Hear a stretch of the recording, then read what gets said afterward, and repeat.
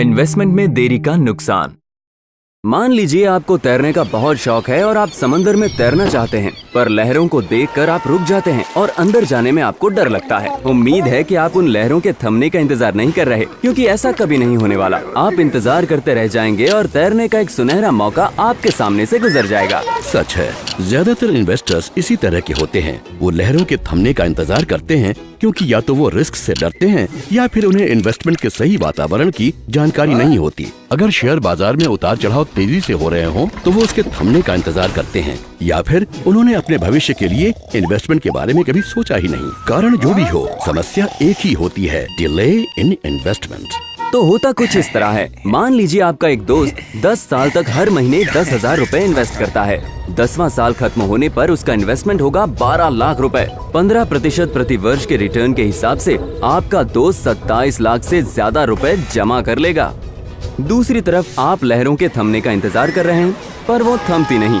लेकिन अपने दोस्त की लगातार बढ़ती हुई पूंजी देखकर आप में भी पानी में उतरने का थोड़ा साहस पैदा हुआ। तो आपने इन्वेस्ट करना शुरू तो किया, पर आप 5 साल खो चुके हैं। इसलिए बराबरी करने के चक्कर में आप अगले 5 साल तक हर महीने दुगना पैसा इन्वेस्ट करते हैं। आखिर में पैसा तो आप भी उतना ही इन्वेस्ट करते हैं, पर 5 साल बाद आपको 18 लाख से कुछ कम रुपए मिलते हैं। मतलब आपको देरी की कीमत चुकानी पड़ी।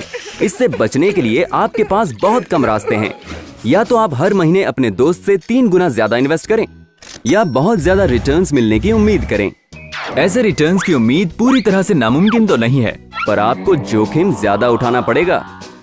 जानना चाहेंगे कि आपके दोस्त को सिर्फ जल्दी इन्वेस्टमेंट करने का फायदा कैसे हासिल हुआ? इस सिद्धांत का नाम है पावर ऑफ कंपाउंडिंग, और ये बहुत ही आसान है। एक छोटी रकम जब एक लंबे अरसे के लिए इन्वेस्ट की जाती है, तो पावर ऑफ कंपाउंडिंग की मदद से वो एक अच्छी खासी बड़ी रकम में बदल जाती है, क्योंकि इससे मिलने वाला इंटरेस्ट रेट कंपाउंडेड होता है। और जितने लंबे अरसे के लिए इन्वेस्टर बना रहता है, ये उतना ही बढ़ता चला जाता है। चलिए एक आसान उदाहरण लेते हैं। मान लीजिए आप 1 साल के लिए 50,000 रुपयों का इन्वेस्टमेंट करते हैं, जिस पर आपको 10% ब्याज मिलता है। तो 1 साल बाद वो हो जाएंगे 55,000 रुपए।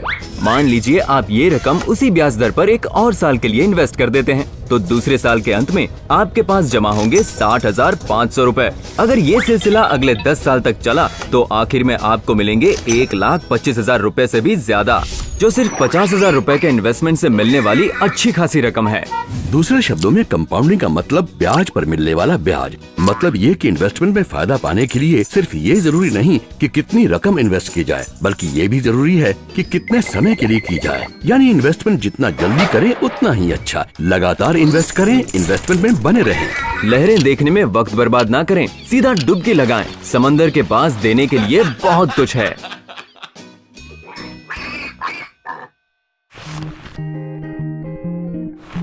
आशा है आपको वीडियो पसंद आया होगा। देखते रहिए और हम इन्वेस्टिंग कॉन्सेप्ट समझने में आपकी पूरी मदद करेंगे। आप चाहे तो अपनी प्रतिक्रिया हमें editor@templeton.com पर भेज सकते हैं।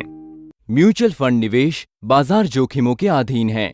योजना संबंधी सभी दस्तावेजों को सावधानी पूर्वक पढ़ें।